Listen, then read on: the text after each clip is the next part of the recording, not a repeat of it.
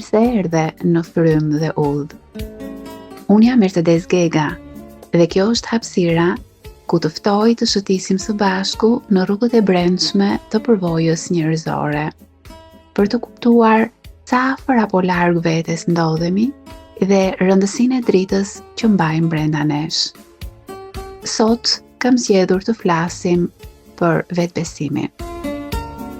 Njeriu është qenie shoqërore dhe si i tillë nuk e ka të lehtë funksionimin emocional të tij i përjashtuar tërësisht nga kjo shoqëri. Ka nevojë të jap dhe të marrë dashuri, vëmendje dhe vlerësim. Po pikërisht kështu, të jap dhe të marrë. Por sa herë ndodh që kjo balancë të prishet ose të mos ekzistojë fare? Në mos shpesh ndodh. Dhe kjo ndikon tek personi pritës. Ky ndikim, pra kjo mosmarrje dashurie, vëmendjeje dhe vlerësimi do ta ndikojë jetën e secilit nga ne, por në mas të caktuar, të ndryshme në bazë të moshës dhe eksperiencës që kemi, por edhe të prioritetit që i vendosim shoqërisë për të caktuar vlerat tona.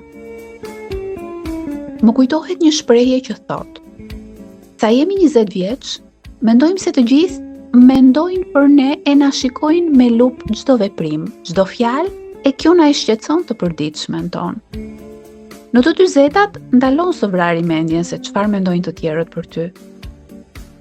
Dhe tek të 60-tat e kupton se askush nuk ka menduar aq thellë për ty në fakt.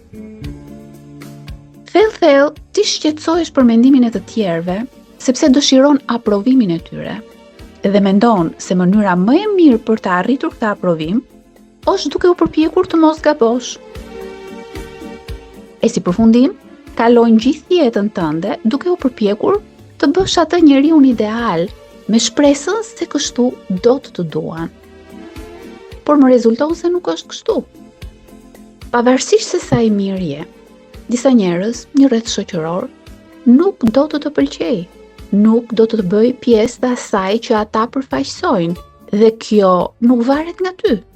Nuk është për fajin tënd, por varet nga vlerat, besimet dhe konceptet që ata kanë për të mirën, për të duhurën, për dashurinë dhe jetën vet. Dhe më beso që ata janë në të drejtën e tyre, po aq sa dhe ti. Ti duhet të kuptosh se nëse e bazon vlerën e vetvetes në mendimet që të tjerët kanë për ty, do t'jesh gjithmonë në mëshirën e miratimit të tyre dhe asnjëherë i vendosur të bësh atë që do, atë që ndjen, atë që të rrit, atë që të plotson. Mendo, çfarë do të ndodh nëse në një moment ata nuk do të jenë dakord për diçka? Si do të veprosh?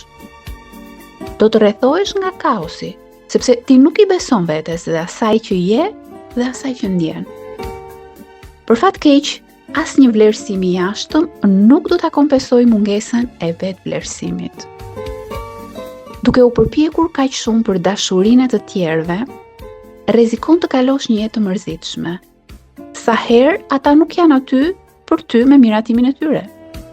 Do të përfundosh duke imituar miqt, duke kënaqur gjithmonë të tjerët dhe duke harruar kështu të kënaqësh personin më të rëndësishëm në botë, veten tënde. Kujtohu, ti duhet të shprehësh personalitetin tënd në mënyrën më të mirë që mundesh, ndërkohë që ke një qëllim të pastër. Përgjegjësia jote është të jesh vetvetja.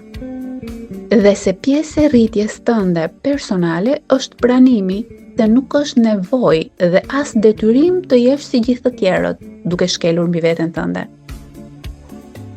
Rruga për tek përmbushja fillon nga vetja. Përgjegjësi vetëm i lumturisë tënde je ti. Duaj u pak më shumë. Filloje që sot.